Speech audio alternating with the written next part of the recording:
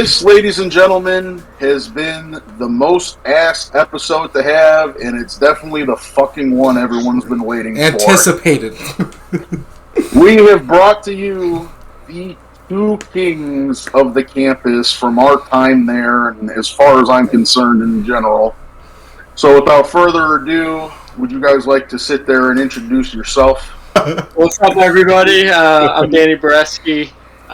Graduated from Milliken in 2017.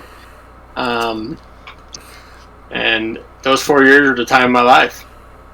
Yes, sir. My name's Travis Govey, graduated in 2017 as well. And all I got to say is go Big Blue, baby. It's good to be here. For all of you who don't know these individuals, these, in my eyes, are the creators of what the podcast is all about. They had the original football house that made my 4.5 years worth it in good old Decatur, Illinois. So today, they're going to take us through a little walkthrough time through some of the stories that they feel like sharing. And for some of you that know these guys, we know that there's been some wild runs for sure. So, gentlemen, the floor is yours. Take us back. Where do you guys want to start? All right. Well, I got a story that it was like our second to last week from graduating. We were done with football then. We were basically just partying nonstop. And our house was an absolute disaster, as it always was on every weekend. But then we all decided, everyone got a text then, or maybe Shafina came over, I forget, to be honest, but she essentially tried to evict us 2 weeks before we graduated. And I mean, she could have probably done it, a half a year prior, easy. But I think it was Travis. Travis ended up sending a text out or something on Instagram, and then next thing you know, there's just people walking down the street to help us clean this place up. So that goes you to show all the respect that we had anyways, and obviously people didn't want us to get evicted. So that was one of the last stories. The funny thing, Danny's so conveniently leaving out as the biggest reason that this lady was pounding on our front door was because we didn't have a back door anymore. And why didn't we have a back door anymore, Danny? Well, I decided to kick it off the door frame, off the hinges. No way. And blew the door right off. Don't ask me why I decided to do that. That was just one of many dumb things I've done in my career at Milliken. But dude, you must have hit that shit hard as fuck. No, I literally did. I ran a few steps and just full-fledged, like 2 feet, landed on my side and blew the door off. So we're just living in Decatur, Illinois, with no door. It was literally just like tilted up on the door, like you could just walk right in. Anybody just walk right in. Here we go. It was like that for like 3 or 4 days. It was so beat. The other thing I remember too in the path of destruction at that house was when we would sit there in the backyard when it was like warmer out, like your guys' little like parking lot in the yard, and it was one of you, I think it was Danny first, started taking runs at that privacy fence to the house next door. And essentially, you sat there, you broke the first couple of times, but then I remember that there was one run where just half the fence just fucking fell off, dude. And at the time, that one of the ATs was living over there. I think her name was Tate or whatever. And I remember sitting there and her coming out of the house going, "What the fuck is that?"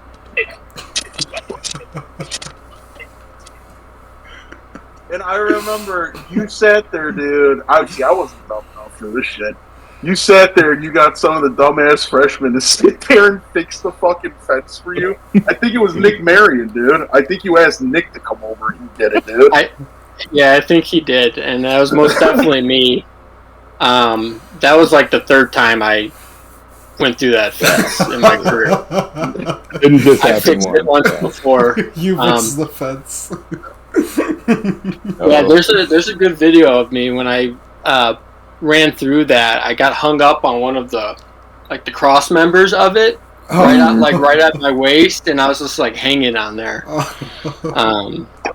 So that's a good video. Yeah, that definitely happened more than once. And so to me, you can't talk about Milliken without mentioning Hate Your Body Week, and that's just like, oh my gosh, like you can't.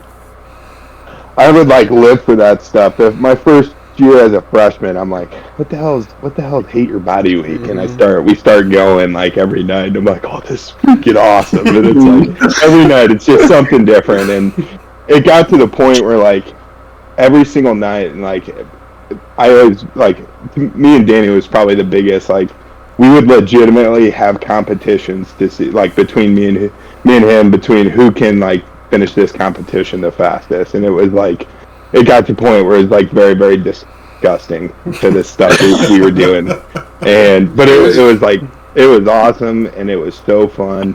There's just like there's countless stories from Hate Your Body Week, and probably one of my favorites is it was so we had an event. Can't remember if it was Mondays or Tuesdays, but you had a choice between doing Edward 40 hands or we call it Mike Vick hands. So those, if you've ever had MD 2020s or we call them Mad Dogs, but they're I can't even describe it. They're like these little fruity drinks. They were pretty good though. So anyways, you could do Edward 40 hands or do Mike Vick hands. And our senior year, me and Danny we did both. We did Edward 40 hands first, and like we were the first two to like finish that, and then we strapped on the MD 2020s, and we did those next. Anyways, and finished before everyone else, like all four, damn near. Before they finished. And we're talking about like balls like this, like we're talking about balls like fucking like this big. I mean, yeah, like so, like 40s. The MD 2020s were just a little bit smaller than 40s. There was a ton of liquid, ton of booze. Anyways, you fast forward a few hours and,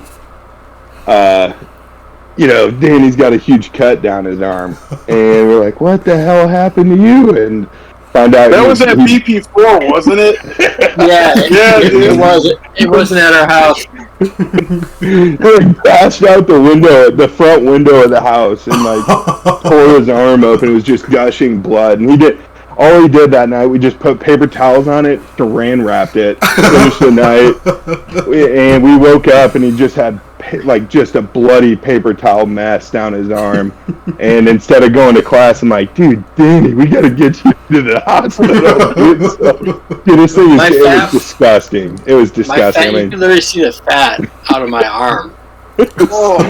So we dipped out of class and I drove him to the emergency room and we were there for a few hours while he was getting stitched up, and I have videos on my phone with the nurse there, but we were like telling her some of the stuff we were doing at Hate Your Body Week and she's like, you guys should definitely be in the hospital right now. Like that is disgusting, but so fun. There's so many fun stories from Hate Your Body Week. Oh yeah, Hate Your Body Week was, I mean, like you said, you like lived for that. You just waited for that week. After a long, football season, it's like, we got one more week to get after it. And some of my best memories were, all 4 years going to those. Whether it was Wine Wednesday, the 40 hands, the 1 year me, Travis, and Rosner finish a handle fireball in 15 minutes for the handle races. And me and Travis drank more than 7/8 of it. Dude, half of it was gone in 3 minutes. It was gross. Y'all throats gotta be hurting. There's no way. Not even I can do that, dude. And I'm Mexican. Fireball me fucking me up. Y'all can have that. I'm trying to think what other days, what other. Beer Olympics was one of my favorite things you guys did at that house. Yeah. Yeah, the ending. The ending. That was always a good time. Everyone would dress up in their teams, and you'd have seniors, freshmen, whatever. Always a good time. That's always a good cap. I got a fucking story about these two fucks too cheating. When I was fucking sitting there, we were playing a game. I will never fucking forget this dude, because I was a freshman. You guys cheated in a game, dude, and I'm so bullshit about it. No, I'm gonna tell you what it was. So we're sitting there, dude. And these fucks are sitting there, and they're like, "Yeah, dude, we're gonna do like a beer ball tournament in the basement or whatever." So mind you, this fucking basement's falling apart as is. Like, you're fucking running into like everything. They got like this half-ass ping pong table or whatever the fuck it was sitting right there. So me and the kicker, Andrew Little, who's a freshman, were the only two freshmen that joined in on this thing. So these two are just fucking just destroying people down. For those of you that don't know what beer ball is, here's just a brief explanation. You have a ping pong ball. You have to hit the opponent's can and your partner drinks. And the only way to stop it is the opponent has to sit there and slam the ball on the table. Oh. Anyway, we sit there and we make it to the championship against these two fucks. So we're sitting there and we're actually competing, bro. We're doing fine. It comes down to the last can. I can't make this up, dude. It would be like one of them stupid like college comedies.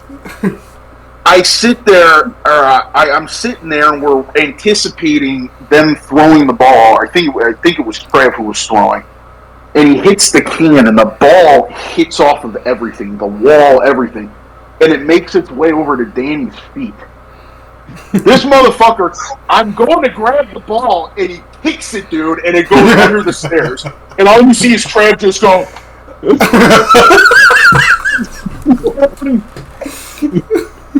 I'm so pissed about that shit, dude. Dude, house rules, man. House rules. That's a pretty realistic story, though. So I can see that. It was. Play to win, right? Yeah. Yeah, do whatever you gotta do. Fucking dirty. Yeah, so it's funny, but and Danny mentioned it too. But so it's like in Delphos, maybe you guys thought this, but like that kind of stuff was happening when we were freshmen. So that's like, and it just continued to carry on like until we were seniors, and like when you were a freshman. So that stuff certainly didn't start with us, and it's just like, to me, I feel like we lived in we went to Milliken at the perfect time. Like our freshman year, it was an absolute blast. Like the seniors we had, it was great. We just like had a great group from senior, junior, sophomore, freshman, and then that kept carrying on. Like as we were getting older, we kept getting a good younger class coming in too, and it just fueled it. And man, we couldn't do half the shit that we were doing without, people have to be willing to show up. And it's like, man, we had a great group, and it was so much fun. I think that you guys were the last class that sat there and had the whole campus involved. After you guys left, I'm sure... when I think either both of you or one of you, I think I seen both of you at the winery a couple of times or whatever when you guys were in town or something, but I'm sure it made its way across. But like the way that it all changed, like we had an episode with Graham and Doc Meiselwick, and there was a little portion of it that Nate kind of led where how special everything was and like what made like that the campus and what like set us apart from everything, down to like where it all kind of started falling apart. But like the most together I ever felt that entire school, dude, was when you guys were sitting there at the helm of it and shit, dude. There was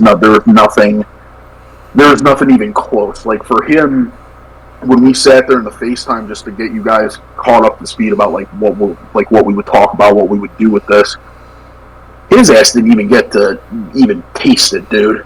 It's like he can only read about it in books. Like you guys are history books now. Yeah, he can only read about it. Yeah, like whenever I started doing it, was like after all the shit that I hear of what you guys did and all these other people did. Like really, I only saw honestly like 1% of how Milliken really was, because like it's just so crazy to me, and I just couldn't imagine doing that like 2 years ago. Like I just couldn't imagine it, dude. And that's like what was one of my biggest dreams, because whenever I knew about college was just like seeing it from the movies, like Project X. I wanted to do that so fucking bad, but I like really bad. Like I wanted to fucking tear down the woods. I did my damage to tear down the woods every Saturday, sometimes Friday. I will always have parties in my fucking little ass woods apartment. Have hundreds of motherfuckers. I thought I was the man, and then he tells me, "What the fuck y'all do?" I was like, "Well, I'm just a fucking copycat." It's like I thought I was doing something, but yeah, I couldn't imagine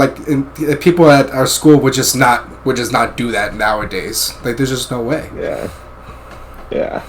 I think a big advantage that we had too. So, like, I mean, we lived with 2 baseball players and a track runner. So it was like, we had baseball guys coming in, we had track people coming in, and then it's like, when you start taking friends of those friends, and it's just like everyone wants to be in the same spot. So it's just like, here we go. And it was just, and we were really, our class, Danny, we were really, really close with like the girls soccer players. Right. And so like not necessarily the guys soccer players, but because the guys and the girls soccer team hung out, like we'd all hang out with the guys soccer team. So it was just like, crazy like that. And I mean, it was just always something going on. So. Right. Well, even when we were there, like by our senior year, it was like our house, BP4, the other football house, and a couple other BP houses. Like that was it. So even compared to like mine and Travis's freshman year, there was even less parties actually. Technically, when we were because when we were freshmen, like the whole other side of campus by I'm trying to think, by the park over there. I mean, we had, remember, there was Crystal Palace, there was like the soccer house. Like when we were freshmen, there was at least like 8 houses going at once. Damn. Where seriously, there was a lot, and this is like, which house are we going to tonight? Whereas obviously in the football house, like we always gravitated to, of course, but. And then once we got to seniors, it was kind of like there was like our house, BP4, a couple other on BP, and like that was it. So at that point, everyone had to come to the football house, even. So you could see it technically. I mean, we kept it alive very well throughout our career, doing woods and stuff, even. But it technically still declined a little bit from when we were freshmen, I would say. Mm-hmm. That makes sense, but we would. I mean, the football house wouldn't have been what it was without, the guys that lived in it before us. The Ross, the Hazeltons, the Gateses, the Rosners, Berkmans. All those people. Yeah, it's funny. So I always say this. I remember as a freshman. I'm 18, I can't buy beer, so I asked one of the guys in the football house, and he takes me over to the winery, like this little walk-up window to the winery, and he buys me a case of beer, and he goes, I just want you to remember, when you're a senior, you got to do this for the younger guys, too. And I didn't really realize it, but I did take that to heart, and it was like, I mean, jeez. And I never would have thought just, like, how much of an impact just like doing silly little things like that has. But seriously, I mean, that's it. Like, started with those guys, and it just kept carrying, and there we went. Speaking of impact, how about our slang words that all of campus will end up start using?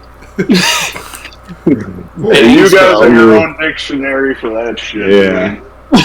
I can't even remember probably half the stuff that we said, but bangs. Beat was cut off pretty damn quick, and I don't know. I don't say any Make of that it- stuff anymore. Yeah, me either. And I try to stray away from that in my professional life. You're gonna end up you using that. Yeah. I can't even remember. I mean, I know we said some stupid shit, but This insurance totally bangs, bro. that's awesome. I was going to say a big one that everyone always looked forward to that, our senior year we had to put on was, keg races. Now that day was always a good time. Now, did you guys actually do it like finish the whole keg, or was it just like more like a gathering thing? Because we did. Well,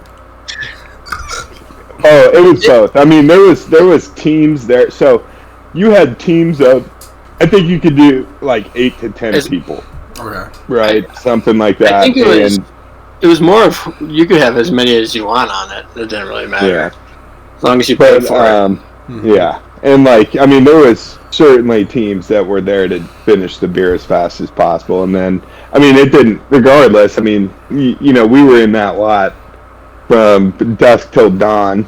And then we'd go back to the house and pretty much just take all the kegs that have beer in them and we stacked them up. And there's a sweet picture of Danny somewhere. I mean, he crawled all the way to the top and he's up top somewhere. I'll have to find it. But, I mean, we had like, what do you think? Probably 35 kegs in our house, and Yeah, we had like 30, and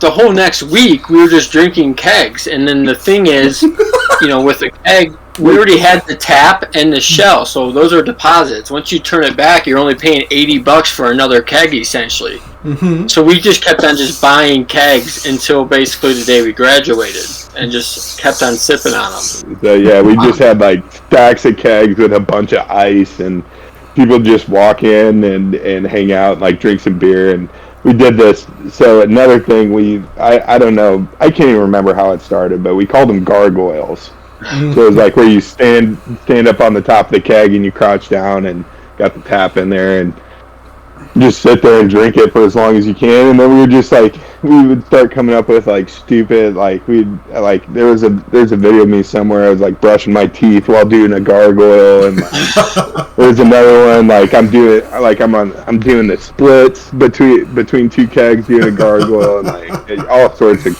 crazy shit. But everyone was like, I mean, you walk into that house, you find 3 or 4 people doing gargoyles in different spots. It was man, it was a blast. We also had a band that year. I think like Katopka, and we had live music too, which I don't think has been done. Oh yeah, I forgot. You forgot about that.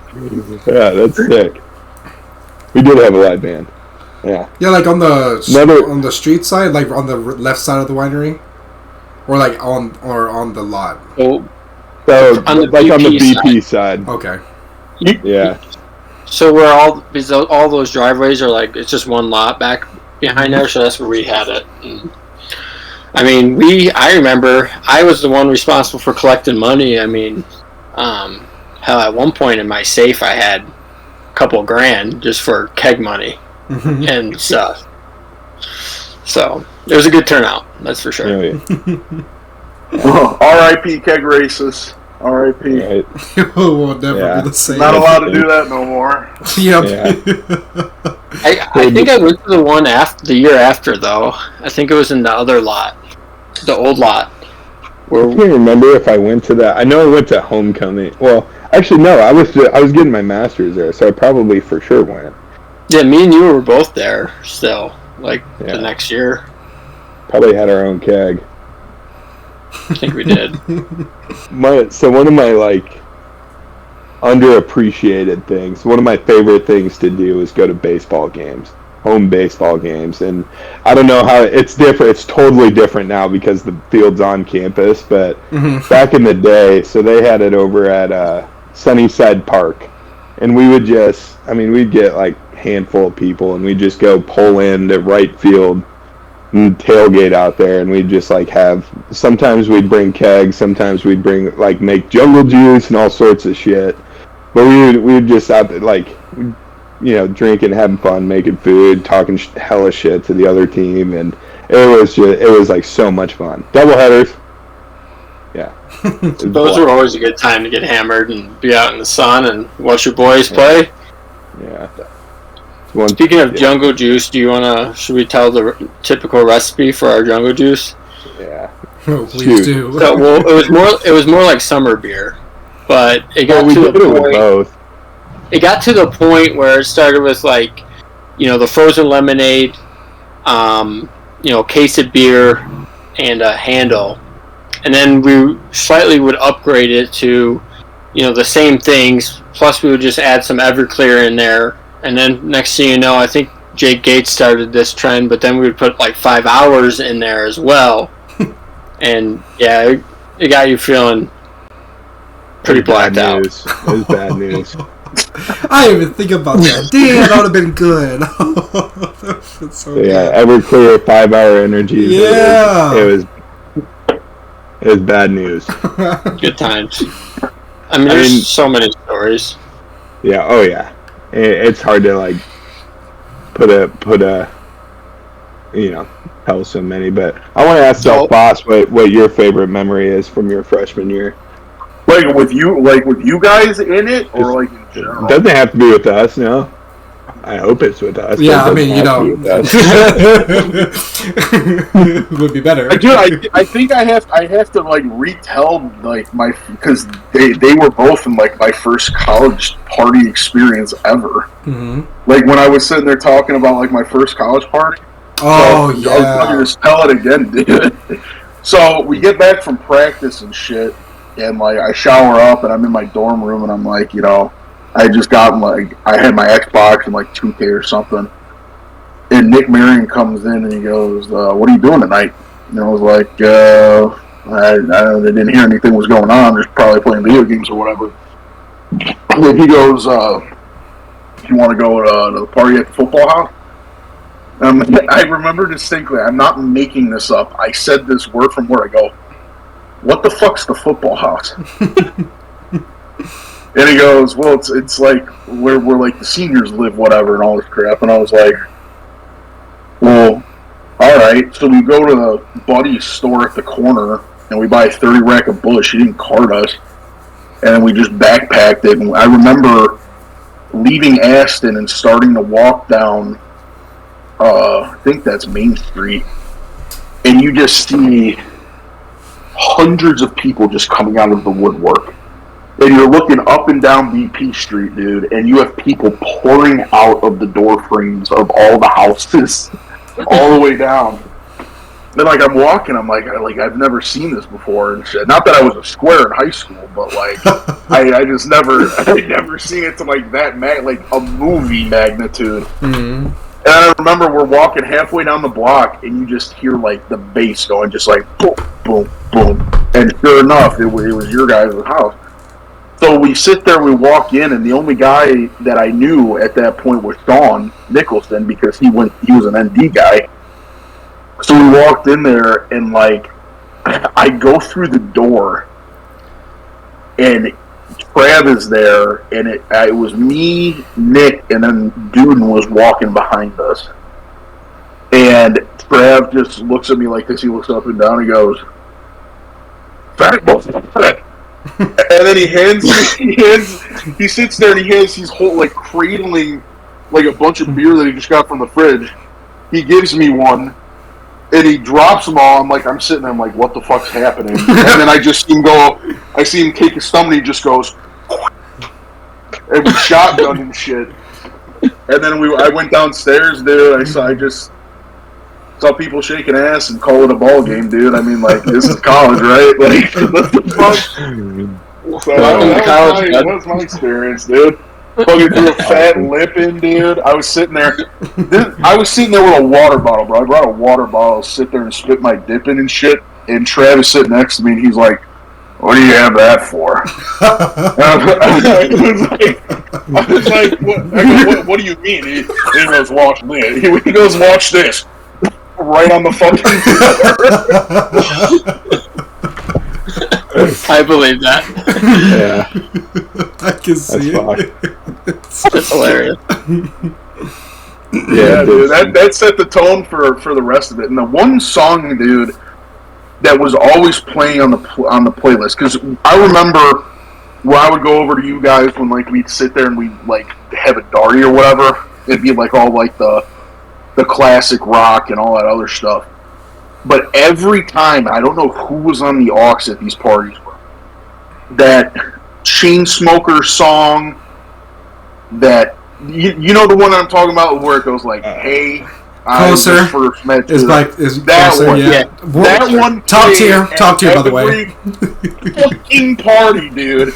And every time I sit there, I'm driving home doing it, it made its way on the radio, dude. It was just PTSD, just the entire ride home. Sitting there.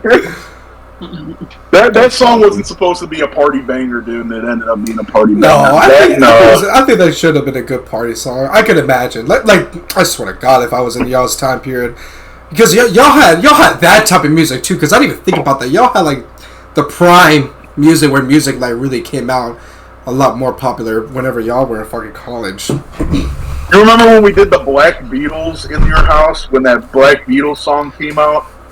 Yes. Where everybody had to stand still. Oh yeah. Oh, the mannequin challenge. We were.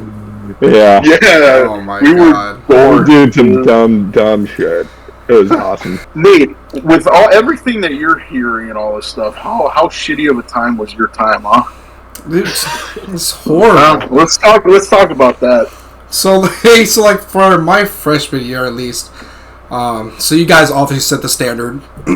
DeFoss had to carry on from a little bit with him, Gabe, Taz, Graham, Belch, all those fucks, all those guys.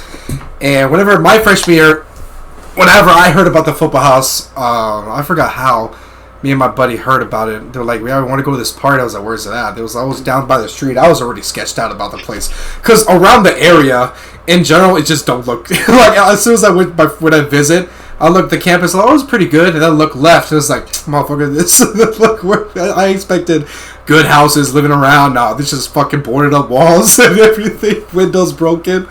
And I was like, oh, fuck it, let's just go. Because, I got no parents to say no, so like, yeah, let's just do it. And he said, yeah, we're going to go to the football house. So same way with him, I was like, what the fuck is that? Like, I'm guessing, like, okay, football players own the house. And that's how I kind of pictured it. When you guys said that, like, you guys had track players, baseball players, I never thought that, like, football house would ever let another sport live in there. Because the same whenever I was in school, I'll say the other podcast and I'll say it again, we all fucking hated each other for some odd fucking reason. Everybody hated the football team. Don't know why. I don't know what the fuck we did. It was never the problem. If anything, I invited everybody. I partied with all different types of sports. And and when I went to the football house, it was fucking crazy. Not as much people as hundreds of people walking down there, but to me, there was a decent sized motherfuckers in the front yard. On the sideway of the driveway, and then everybody in the garage and into the basement too. And later on, it got shut up, and I was like, "Yeah, this is perfect. This is how college is. This is living on the edge." And then sophomore year, it just kept on dwindling down. But ever since I saw that freshman year, I wanted to carry it on because nobody else was really like wanting to party as crazy anymore. I would say so. Like every Saturdays. Literally, I had hella motherfuckers at my apartment just wanting to party it up. I had share the aux with everybody, like the same way how you guys felt when, like, as long as if you guys want to party, they cause no problems. I'm the same fucking way. Like I was in your time, but I was just in the wrong generation, honestly. Like I should have been in y'all's generation, and. Like, it was even to the point where, like, motherfuckers would... Like, I would never have fights, never have any problems. Sophomore year was great. Had everybody there. There would be other people that have parties that people would text me, too. Like, there was this one party. It was Colin's party. Do you guys remember Colin? Wilson? Yeah, Wilson. It was at his Woods apartment, and nobody was there. I felt bad. I was like, damn, nobody's there. I didn't feel like hosting that week because, motherfucker, hosting is, like, tiring. It gets tiring being the fucking top dog in the fucking campus. And And he was like, Nate, you mind like putting on your Snapchat story like this like a party over here? I was like, sure, fine. And I posted a little clip. With it, I swear to God, within like 10 to 20 minutes later, that bitch got packed with like hella motherfuckers. I looked at myself in the mirror, I was like, damn, man, I am him, huh? Like, that's crazy. Like, I was like, damn, that was crazy. So, sophomore year was a blast. And then COVID happened the year after that, I think. And that honestly killed it. And then some shit happened during during the last and final HR Body Week. And I don't know if you guys know the story, but like, one of our guests that we're gonna have on here soon, Jacob Meyer. Let's just say that he had to go to the hospital because his stomach was just filled with just alcohol, and it was so bad, dude. Like it's one hell of a story. You guys are gonna have to hear what the fuck. Coming out of his mouth. I was in the hospital with his ass, dude, because that's when fucking what's his face snapped my ankle. Yeah. We were, but yeah, that HR Body Week was pretty fun. And the HR Body Week for me too. Whenever that year was going on, I loved it. Freshman year was a blast. Because, dude, I literally took that shit to heart every motherfucking day. Every morning, I went to class. I was like, you go to the bathroom. Me and my guy, me and a couple of friends would go to the bathroom, chug a beer, go right back into class. And even one of my professors that like I had throughout my college, he came in. He was like, "Did you drink?" I was like, "No, dude, I need to pee." It's like, and then it just kept on dwindling down, and then everybody started to have beef with each other. It just kept on, all the drama really escalated after COVID, and then senior year. I tried to ram it up back up again, but it just wasn't the same anymore. Then after that, I just quit. I was like, I ain't hosting no more. I'll go visit, because then you also get older, and you can't do certain things like you did before. Like freshman year, yeah, I could jump through every table, I could break through my woods window, I could break any fucking table that I want to. Now the motherfucker hurts.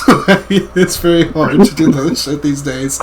And then I did another year, and it really just, the bars were probably the best times whenever the best nights to really party, which sucks to say, because like imagine like I'm gonna say the best times where I had a party was going to a bar or going to like Teak, but no, my top tier career was like definitely sophomore year, and then seeing freshman year how it just how the standard was just up there, and then it just really just died every single motherfucking year, every semester it just got worse. And I don't know why everybody started to have problems. Granted, there were situations like the Meyer situation and another situation that happened, but that I can't really say. Excited to hear about that. Yeah, dude. But so yeah, man, it just sucks. Like I wish I was in your guys' time period, because I just couldn't imagine. Like my life would just be a lot more fun. I'll probably have. I don't know if you guys had like went to the hospital or anything, but the only time I had to go to the hospital, and it wasn't for alcohol poisoning, because I would drink to get. If the problem with me is once I taste liquor, I can't stop, and I will just go until I just see black at the end of the night. like I just don't give a fuck. And the only time I went to the hospital was because I had like gallstones, dude. I had like a couple fucking rocks in my fucking gallbladder that I didn't even realize, because we went to football camp and we were doing the workouts. But when you get to that point to where you're tired and you can't push yourself, I was at that point to where like I was tired, but I was like, fuck, coach is gonna get on my ass if I don't fucking finish this shit. And I couldn't. My body would just shut down. I was like, dude, I don't know what's wrong with me. I haven't done anything. Granted, I was eating like fucking Burt Winery every motherfucking night, 2 liters every motherfucking. I just really didn't give a fuck. I was living life, and I lost those gallstones, lost that gallbladder, and that shit ruined me. Now I get drunk faster, and then it just gets worse with whatever I just get with alcohol. So I don't know if you guys got into any hospital trips besides the gashing on the arm. I mean, as far as us two, I mean, I took our other roommate to the hospital twice. Once he dropped a keg on his butt, broke his foot, and the other time, I can't even remember what happened. He had an eye patch. He ended up wearing an eye patch for like a yeah, he looked weeks. like a pirate. Crashed his cornea. I can't remember how that happened. That was funny though.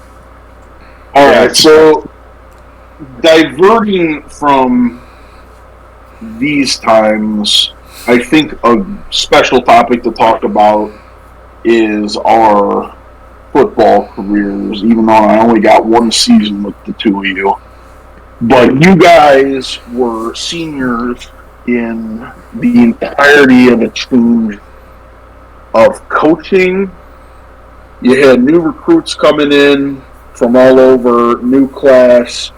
You had one coach that had one set of beliefs and handled his things one way, and you have this new coach coming in that handled it the complete opposite.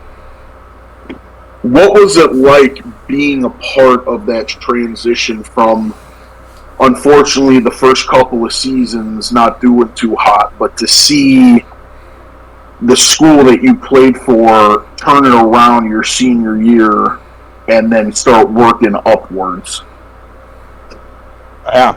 Well, I can start with this one, but I think the biggest difference, and so anything I say, so our first coaching staff, I love every single one of them. Like I still talk to them on a pretty good basis. But I think the biggest differences were, one treated it almost like a high school program, one treated it like what it was supposed to be in a college program where, we practiced hard, we played hard, we did all that stuff, but, we did our team meetings, but once Gritty came in, it was like, here's, you're gonna pay a little bit more, but here's your gear for the year. And that happened immediately.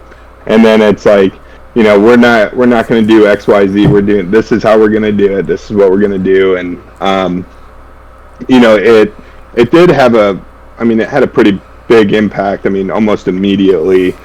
But as far as, I always looked at football as it's just, I work hard, I played hard, whatever. But it was the way that the second staff kind of came in and just, demanded the cultural change, and it happened pretty quickly. And when I say, I don't know what culture means for you guys. To me, it's really just about guys believing in a system and working hard together and having success together. And you could do certain things I drank during the season most of the time. Everybody probably knows that. But did I come to practice and practice hard? Yeah, I don't think it affected anything that I did on the field.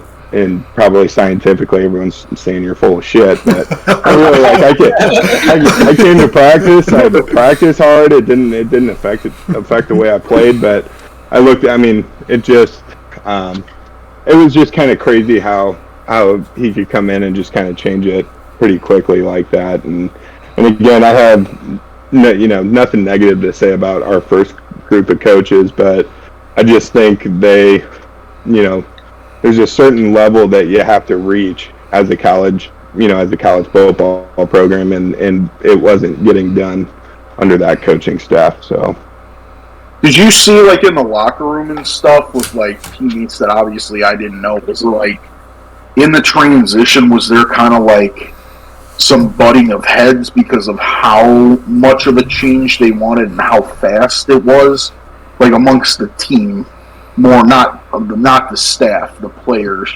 Did you see a lot of guys stick around, or did a lot of guys leave or anything?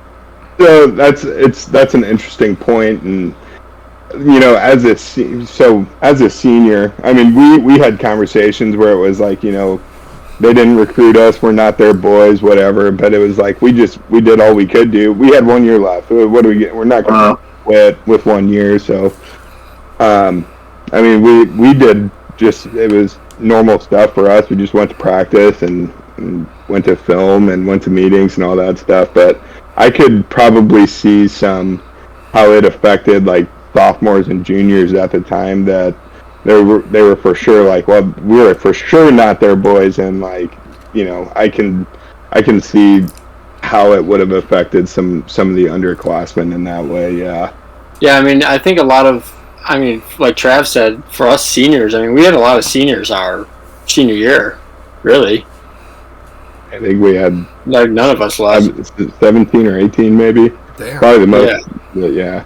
Most in a long time. I mean, when we were freshmen, our whole defense was. I mean, there was injuries. Our whole defense was literally freshmen starting as freshmen.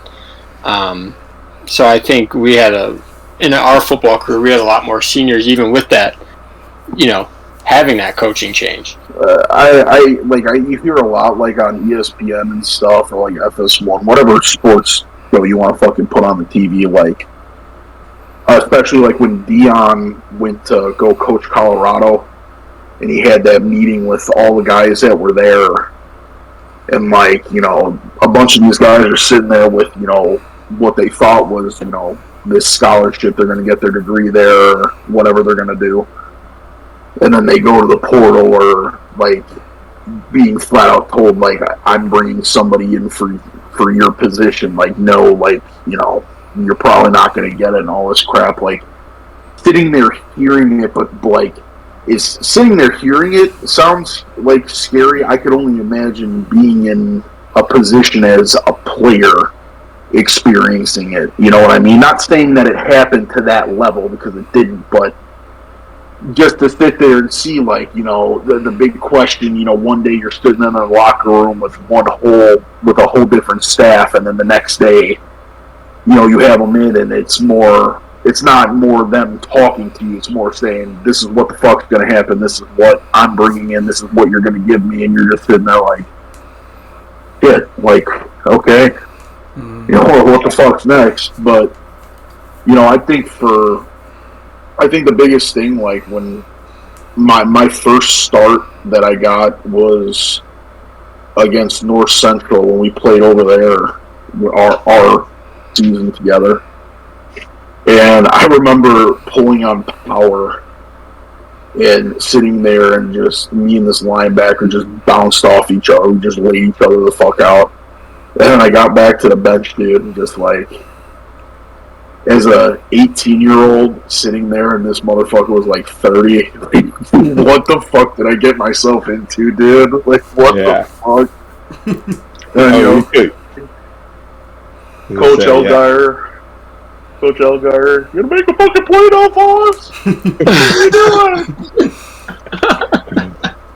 That's awesome. No, we for sure took some ass beatings as freshmen. Like Danny said it earlier, but I think at one point it was 9 or 10 of us were freshmen starting on the defense, and we went up to North Central as freshmen and just got, I think that was absolutely smoked.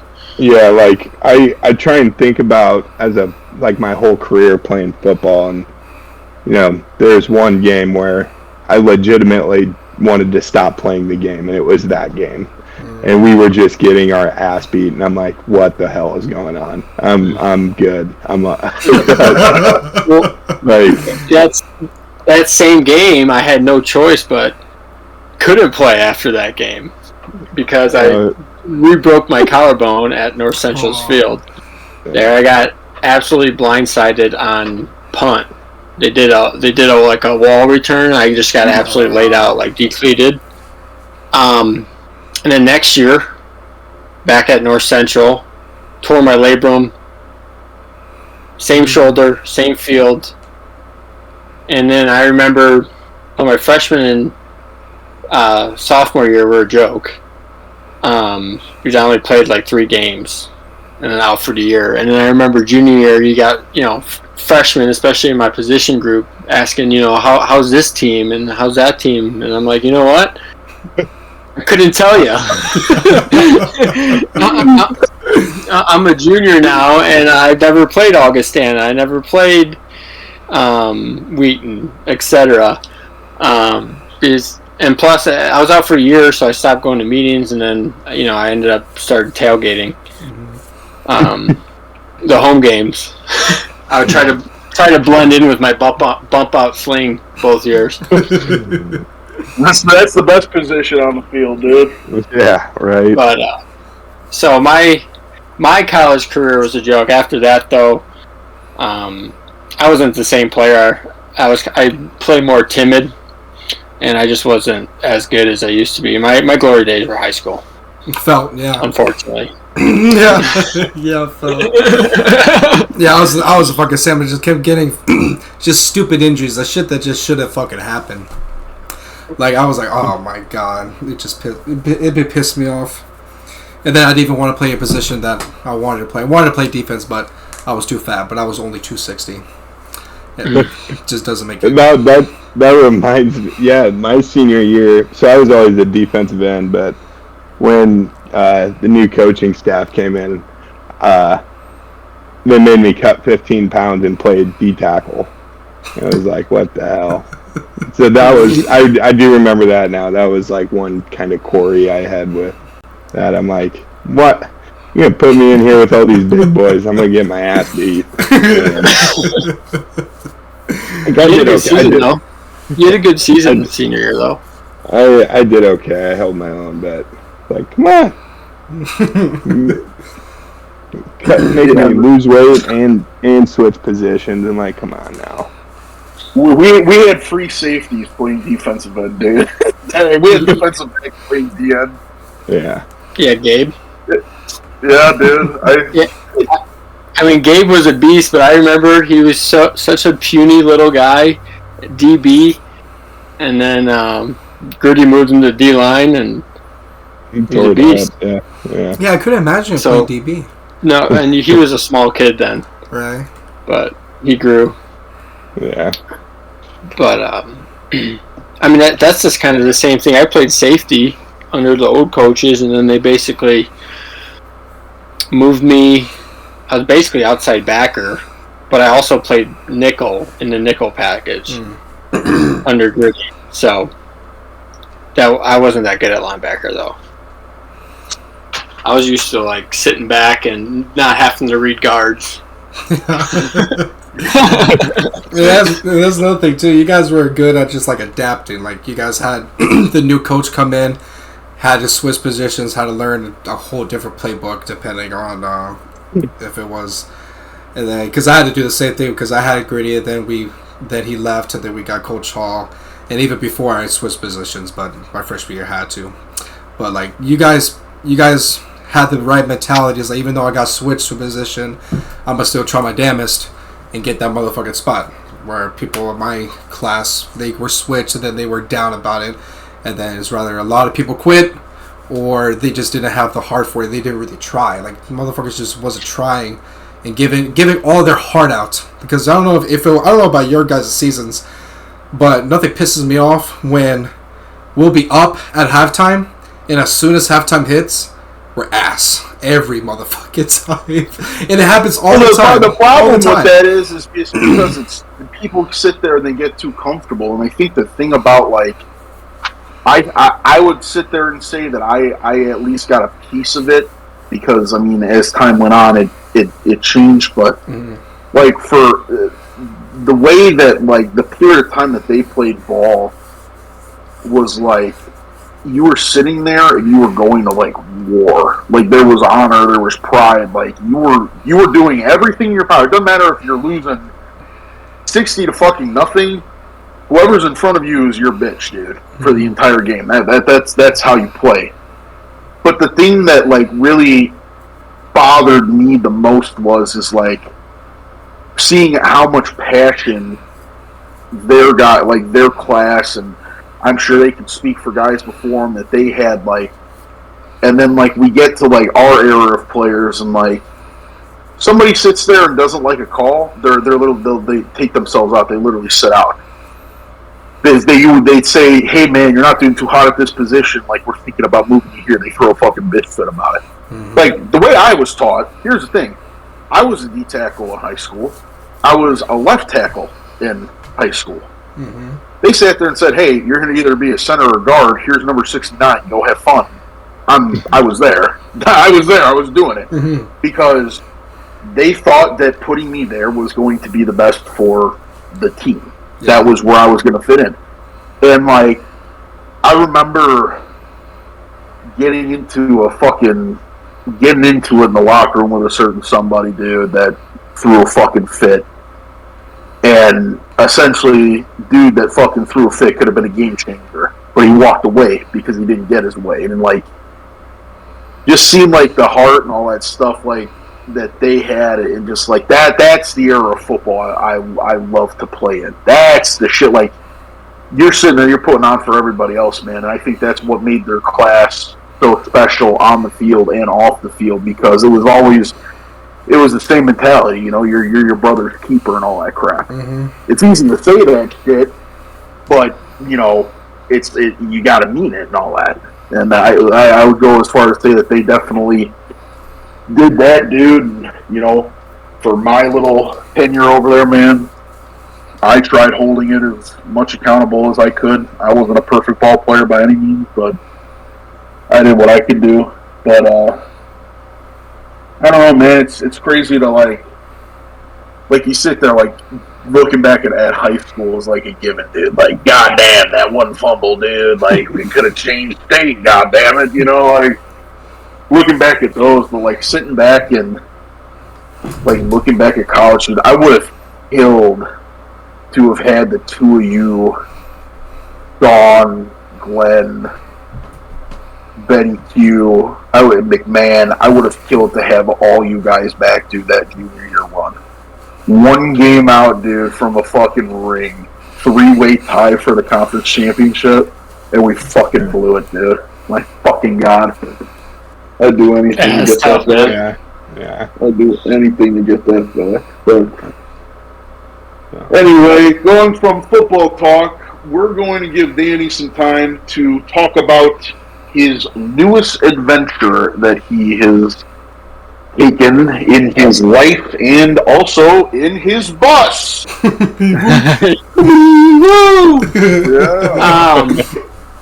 So I guess where do I start?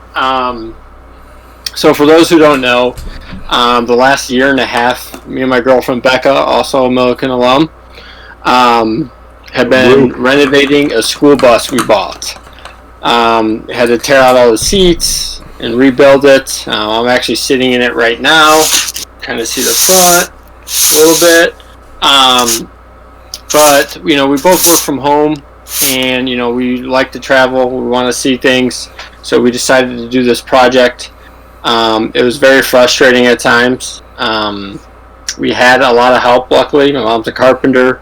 My stepdad's very mechanically inclined, so we did have a lot of help. So that was a pain in the ass doing the whole build, but it ended up being worth it. As of about a month ago, we just got out on the road. And right now making our way to Arizona, just for the winter. It's obviously warmer there. We made a lot of stops along the way. We hit 3 national parks already on the way. But we're just, really enjoying life, and hope, we'll be traveling and hope to see all the U.S., maybe Mexico, maybe Canada. And, eventually probably settle down somewhere, but I kind of want to see it all first. So, yeah, that's kind of what we're doing. A lot of people, I guess, could say living the dream. So... Oh, definitely. So, it's been great so far. The one we did have one issue. We do have a leak somewhere. I fixed it, but now it's came back, so I have to tackle that in Arizona. But that's part of DIY. But yeah, that's what I'm doing now. So we're in New Mexico right now. When you guys sat there and you guys decided that was what you were going to do, did you guys kind of like blueprint like where you guys were going, or did you guys kind of sit there and be like, yeah, I feel like going here, and like you just go with the flow? We have like our landmarks we want to go to, like we just went to Carlsbad Caverns and White Sands National Park. So general idea that's at least kind of how we're taking our path to get to Arizona, but there's no general plan. The only plan we do have is, once it starts getting warmer out, we'll start making our way probably to the Pacific Northwest. That's, top on both of our lists. The sea, Oregon, Washington, the, the mountains, the forests, you got the coastline. But no really plan. And I mean, we got to be back in Illinois for some weddings in October, so just kind of play it by ear. And we know we're not going to see everything. We're going to have to do multiple loops and have no idea how long we'll do this. Could be 2 years, it could be 5, could be 10. I have no idea. So just all playing it by ear. But we both kind of had wanted to do a bus build. We could have. A lot of people, obviously buy an RV. Us doing the build, it makes it look a lot homier than kind of, what a luxury, I guess, RV would look like, if that makes sense. Mm-hmm. Yeah. A lot more cozier and homier. But we needed, a van. A lot of people do the vans, but we have 2 cats, and, we want some space, so we decided with the, 40-foot school bus. It's been working out great so far. You guys have any social media pages or whatever if people want to sit there and follow? Yeah, so if anyone wants to follow our adventure, we have a Instagram page that we both run called Rolling Boundless. And then technically it also has an underscore at the end. And then same thing we have a TikTok as well. Rolling Boundless underscore believe. So if anyone wants to follow along, see what we're doing, it's a adventure of a lifetime, really. So you guys can keep up to date with us on those. Yeah, we'll have Nate will sit there and put down both linked in the description and maybe at the end of the video. So go give Danny a follow, man. Follow their journey all over the country. Tell them where to go. Yeah, we'll provide tips, we'll inspiration, hopefully. Maybe get some other people to do this. If not, if you see a video and you're like, damn, I'm definitely going to go there, I'll provide that for you. Mm-hmm. You ever want to go to LA? Huh? Do you ever think one of your spots can be LA? Yeah, probably not. I'd never been to LA. I'd imagine, we'll probably park the bus at, a campground or something. Mm-hmm. But make it for a day trip at least. I'd like to go in there and probably see it, just to see it because I can. Mm-hmm. But I don't see myself living there. Full time. Hell no. Hell no. So we'll see though. There's really no plan. Like I said, we're gonna try to hit all the national parks, but there's so much more than just national parks. You got the cities, state parks, whatever. And hope too is we have a lot of friends. We've been talking about all of our roommates. We got one roommate who lives in South Carolina, one in Michigan, one in St. Louis. You got Trav in Illinois. JC's also in Illinois. So we got friends, and then we got friends all over. So we'll hope to see some friends and family too along the way, and obviously want our friends to come out and visit too. So. Hell yeah, dude. That shit bangs, bro. So bangs, bro. So bangs, bro. But speaking of adventures with all that too, Trev, you've started an adventure of your own, huh? Yeah, not as exciting. It is too. In a way. Yeah. So yeah, just recently got engaged. Yeah. And so yeah, doing all that stuff. Planning a wedding. It's kind of stressful, but we'll get there. And other than that, just working and working on the house. We bought a house about a year ago, and yeah, doing all that kind of stuff. So kind of a 360 turn from what I was doing about 8 years ago in Decatur, Illinois. No, I was gonna say, if you went back in time, could you imagine how you would see yourself now? No, absolutely not. And it's funny. Probably 95% of the people from school probably couldn't see that either. So yeah, no, but it's awesome, and I wouldn't wouldn't change anything. Absolutely loved our time at Milliken, and I always say, like, my time there, as silly as it is, I mean, stupid shit I was doing. I mean, everything I've done just has brought me to where I'm at today. So love it, and here we are. I was gonna say 100%. I mean, if it wasn't for Milliken, I wouldn't have the friends I have. There's Winston. And I mean, Milliken, those 4 years obviously were out of control. But I created the best friendships, in that house, on that campus, and I wouldn't change anything for the world.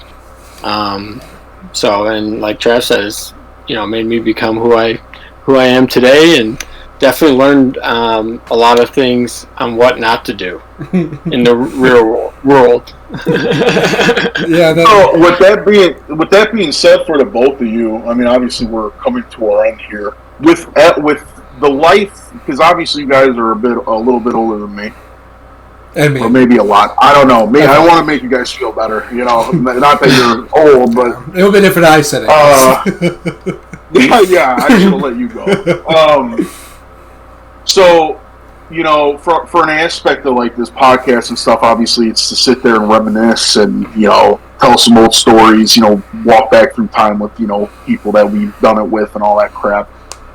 But also the other aspect of it too is like we have a bunch of college listeners that are sitting there just now embarking on the journey after college into adult life, and some are a little bit further along the way, others are got a year or two left.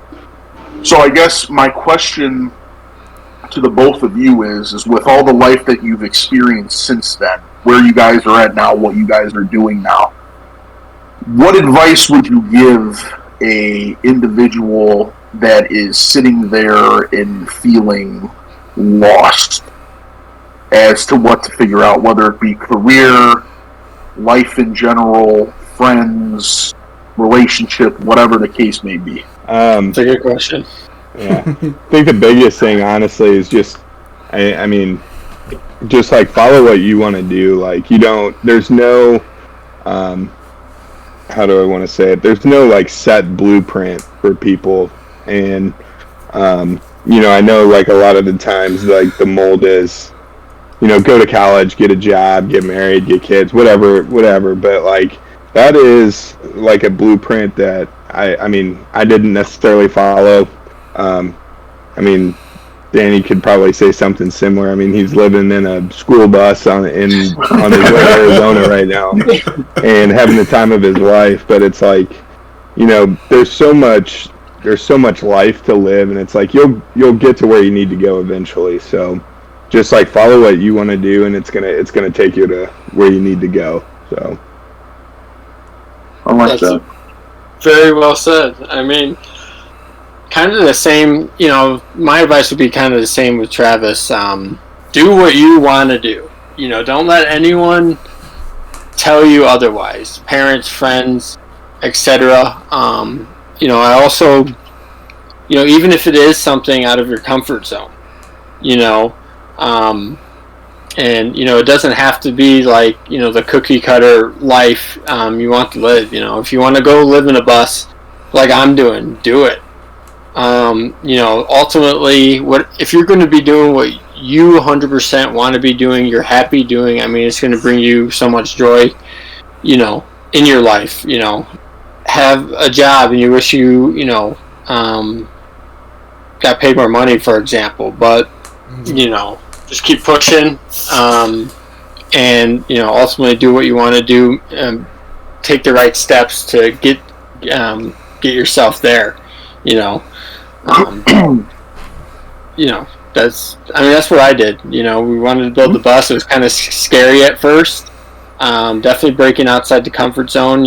Living in a small bus like this, you got to kind of change your lifestyle a little bit. Mm-hmm. But it's bringing me so much joy right now, and it will continue to do so. So yeah, that's I guess what I got. Yeah, because like, oh yeah, dude. Yeah, because it's really nice to, like, every guest that we had, like everyone always has said that college has built them. Like you really do grow up at college. Because whenever I think about college, I wouldn't be the person who I am today if I didn't go to college. I couldn't imagine, like, another multiverse fucking era. Fucking that Nate, if he just didn't go to college at all, that would just be a whole different type of person. And, it really does, like, whenever you get out of college, like, sometimes don't know what you're doing because that's the same way that I am. Like, I know what I want to do, but, like, I gotta have the years of experience. I gotta go get that. Like, it definitely takes time to get where you are. I don't think a lot of people understand that, even though Milligan said they had like a 99% rate that you're going to get a job. I was that 1%. Fuck. that as soon as I graduated, didn't get the job that I originally wanted. But it also does take like a lot of like mental strength, and not a lot of people like talk about that too, because like mental health goes a long way, especially you gotta really just carry yourself, because once you think down on yourself and just see and compare yourself to other people's lives, you're just never gonna get to where you're at. So I want to know like what's your guys' take on your guys' like mental health, and see how like what do you guys think about going forward with that? Yeah, no, you're right. It is really, mental health is really important, and I think of myself, I feel like I have a unique way of just kind of looking at life in general, and really like the things that are important to me. And I don't care about how much money I make, so that's never an issue for me. And it's just like, I know like there's always going to be a way to get that stuff figured out, so I never like really worry about it. And I always make sure to like take time for myself, and whether that's reading or church or whatever it is, and it just helps, I guess, keep me grounded in what I believe in, and how I want to like live my life, if that makes sense. So yeah, I think that's super important. But those are just a few different ways that I kind of cope with that stuff. So yeah, 100%. I lost my train of thought, but Trav hit it on the head. Make time for yourself. Whether that's reading, going on a walk. A big thing for us is we go on hikes all the time. That's what we like doing. That's what brings us joy. People has everyone's different, but it's all about finding what that is, and should keep you even keeled. Even when you're down or whatever. So. Oh yeah. Yeah, for sure. Well, I think I speak for the both of us, but I'd love to thank you for taking your guys' time, especially late at night when you guys got work and stuff tomorrow. But we appreciate everything that you guys have done in this process, being able to share everything that you have. If you guys didn't know, I got tremendous amount of love for both of you. I want to thank you for everything that you've done for me, man. It's gotten me through a lot, and it definitely, you guys are a large part of who I am now today. You're the brotherhood, and sitting there being able to call you guys friends and stuff, man. It's a tremendous honor to me, and I just want to tell you guys I love you and thank you for everything that you've done. And I go as far to say too, man, sitting there in the seats that you're sitting in, you guys definitely helped out way more than just me, especially over there. I think my class especially, because we were kind of the end of an era when we left and all that stuff. But you guys definitely left your mark in a really good way over there. And like I said, I just want to tell you guys thank you, and that I love you. And I'm a product of you, so let's hope that I keep looking good, baby, because yeah. Well, love you too, buddy. Yeah, well, yeah, we appreciate it, and thanks for having us, and absolutely love you like a brother, man. Mm-hmm. Yeah, glad you met you guys. I wish I was there. That's what I wish. I really wish. But before we go, I do have a couple of things, just two main things. One, Merry late Christmas. I know we didn't post before, but Merry Christmas to you guys. And soon to be, Happy New Year's. And one question I want to ask, what's your guys' New Year's resolution? All of you. Oh, shit. Oh, shit. I'll start. I mean, it's not. I don't like have an official resolution, but like, so I have my senior year, I blew out my back in football. I have a terrible back. I had a surgery right after the senior year, and like it was fine for a while. I have a terrible back problem, and I like always kind of use. I mean, it hurts pretty bad, but I use it as an excuse not to like exercise. I guess I've maintained my weight since college, but lost all my good stuff. So my resolution, if you will, is just take care of my body better, whether that's like making a better effort to exercise. Like I just bought a Peloton that'll be here in a couple of days, so I'm gonna use that. We'll see how that goes. And you get some cute biker shorts too. Oh yeah, no, I got booty shorts, I got these shoes and everything. So we'll see how it goes. I think I'm gonna try and read a book, bro. I think that's mine. Read a book. I'm gonna try and read a book. Hey, there's a lot of good books out there, man, to like better yourself, or if it's something you're super interested in, just get a book on it, dude. I don't know, dude. I lived in Alabama for a year, so I think I'm at a second grade reading level now. Hey, that's why they have audiobooks. Roll time. For me, that's a tough one. Resolution. I think one of them would probably be, for what Trav said, to exercise more. I don't work out anymore. For a while, before we did the bus build, when Becca was travel nursing, we lived in San Francisco area and Phoenix, and we were going on hikes all the time, being active.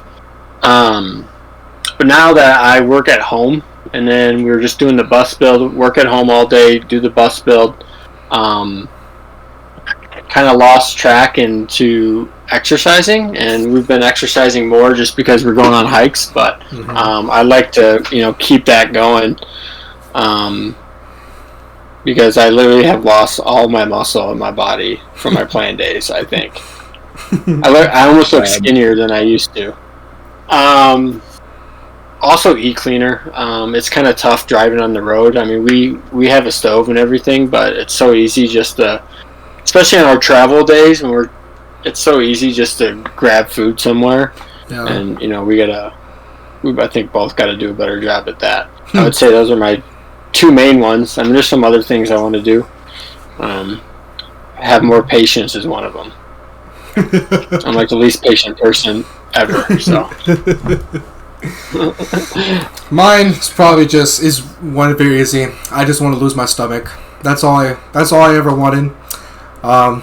So once the first hits, I've been working out ever so then. And like in June, I did because June's Men's Wear this month. I worked out every single day. But like the past 4 days, I've been working out. Today I did legs.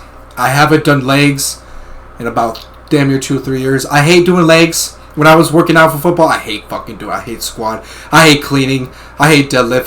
I never saw a point of it. I have big ass fucking thighs. I was always upper body every day. So really, I just want to lose a stomach because I'm just tired of it. I'm just tired. I'm just tired of it. Look myself like, damn, I got fucking.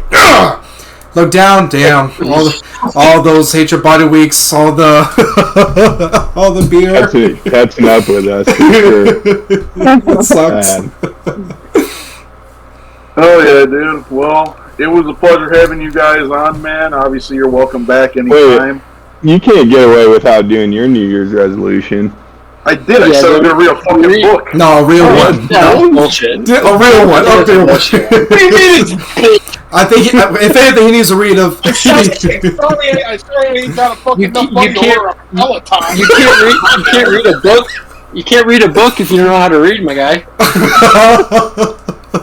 If anything, he's reading a book on how to pop the question.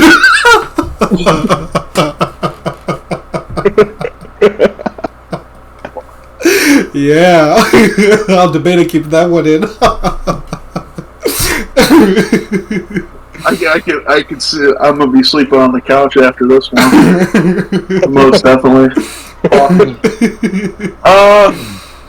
I think my New Year's resolution, like real talk, would probably be I want to learn like more about like music, like guitar stuff, like recording, and like I want to learn more about like some of like the, I guess like not just the history aspect, but like in Nashville and stuff, you have a bunch of like these, you know, studios and stuff. Like when I was working at the Floribama, I got to meet a lot of people that were recording over there, and some of them are like the house bands over there on Broadway and stuff like that. So I mean, like, I'd love to like just see. I'd love to learn like more about that industry. But I guess my New Year's resolution would be that I probably put more practice into playing my guitar and stuff. I was gonna say, do you guys know he has a guitar? I did not. That's sick. Do you have it with you? You should play Rift. Oh, you guys could do a duo. So do I. Boy's clean. You should play them on Rift. I don't know. I can't even play a chord on mine, so that would be a resolution for me too. Me and Del Foss can learn together. We're starting a band, bro. Get the band back together. Great movie. We can learn together. Fuck it. Shit, man. So yeah, that's mine for what it's worth, Travis. That's a good I would have said working out, but like I said, they don't make biker shorts in my size, and I didn't have enough money for a Peloton, unfortunately. So there's that.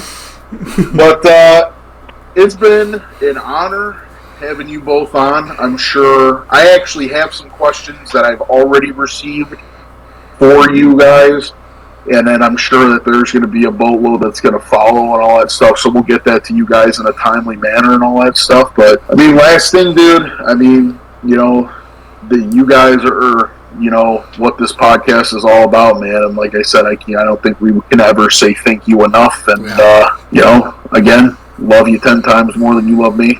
So that's all I got, man. Yeah. Anything else? Well, thank you. Yeah, thank you guys, and love you guys, and Big Blue or die, baby. Yeah, really appreciate you guys having me on. Love you guys as well. Love what you guys are doing. I hope we get some more people on that are around my age. And, you know, of course, everyone else that I don't know, but I'm excited to watch all of your episodes. So, thanks for having us on, and I'd do it again, too. So, just let me know. Oh, yeah, man. We're running back. Excited to keep following along with you guys, so let's go. All right. Well, thank you for tuning in to this episode of Party at the Football House. Thank you, Fuck guys. Wesleyan.